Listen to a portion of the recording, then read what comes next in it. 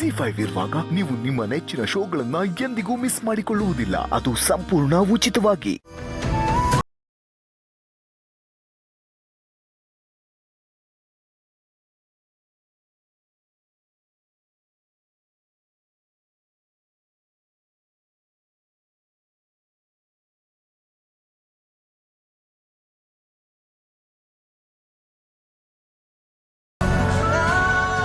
ಯಜಮಾನ್ರೆ, ಈ ರೂಮ್ ನೋಡ್ತಿದ್ರೆ ನಿಮ್ಗೆ ಏನು ಅನ್ಸುತ್ತೆ ಹೇಳಿ? ಯಾರು ಈ ರೂಮಲ್ಲಿ ಏನೂ ಬದಲಾಗಿಲ್ಲ. ನಾವು ಹೋಗುವಾಗ ಹೇಗಿತ್ತೋ ಹಾಗೇ ಇದೆ ಅಂತ ಅನ್ನಿಸ್ತಾ ಇದೆ. ಈ ಮನೇಲೂ ನಮ್ಮ ಸ್ಥಾನ ಏನೂ ಬದಲಾಗಿಲ್ವೇನೋ ಅನ್ನೋ ಫೀಲ್ ಕೊಡ್ತಾ ಇದೆ. ಸ್ವಲ್ಪ ಹೊತ್ತಿನ ಹಿಂದಿನವರೆಗೂ ನಾವಿಬ್ಬರು ಇದೇ ರೂಮಲ್ಲಿದ್ವೇನೋ ಅಂತ ಅನ್ನಿಸ್ತಾ ಇದೆ. ನನಗೂ ಅದೇ ಭಾವನೆ ಬರ್ತಿದೆ ಯಜಮಾನ್ರೆ.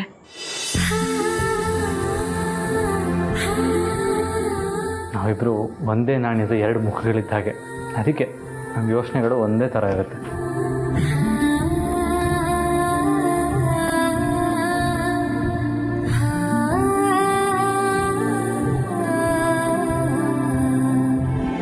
ನಮ್ಮ ವನವಾಸ ಇವತ್ತಿಗೆ ಮುಗೀತು ಅನ್ಸುತ್ತೆ ಅಲ್ವಾ ಪಾರು?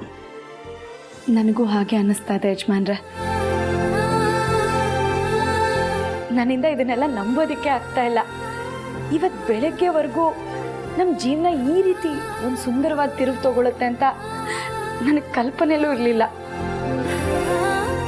ಯಾವಾಗಲೂ ಯಾವುದೋ ಒಂದು ಭಯ, ಆತಂಕ ನನ್ನ ಮನಸ್ಸನ್ನು ಆವರಿಸಿತ್ತು. ಆದರೆ ಇವಾಗ ನೋಡಿ,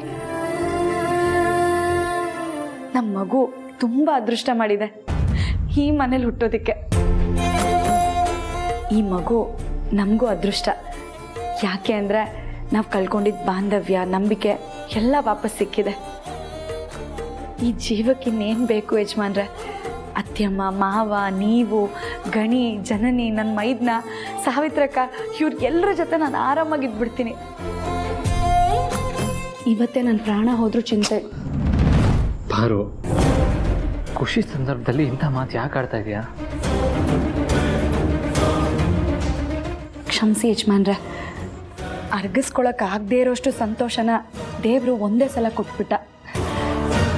ಇದನ್ನು ನಾನು ಯಾವತ್ತೂ ಕಳ್ಕೊಳ್ಳೋದಕ್ಕೆ ಇಷ್ಟಪಡಲ್ಲ. ಅದಕ್ಕೆ ಹಾಗಂದೆ.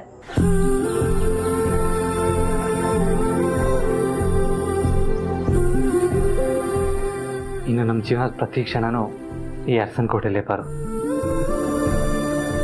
ನಾವಿಬ್ಬರು ಎಲ್ಲರ ಜೊತೆ ಸಂತೋಷವಾಗಿ ನೆಮ್ಮದಿಯಿಂದ ಈ ತುಂಬಿದ ಕುಟುಂಬದಲ್ಲಿ ಬಾಳ್ತೀವಿ.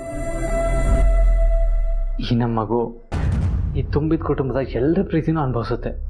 ಆತಂಕ ಬೇಡ.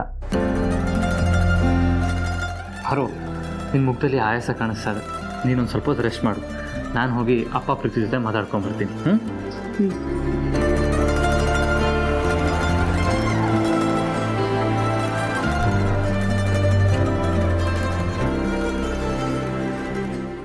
ZEE5 ಆಪ್ ಡೌನ್ಲೋಡ್ ಮಾಡಿ ಎಲ್ಲಾ ಸಂಚಿಕೆಗಳನ್ನು ಸಂಪೂರ್ಣ ಉಚಿತವಾಗಿ ನೋಡಿ.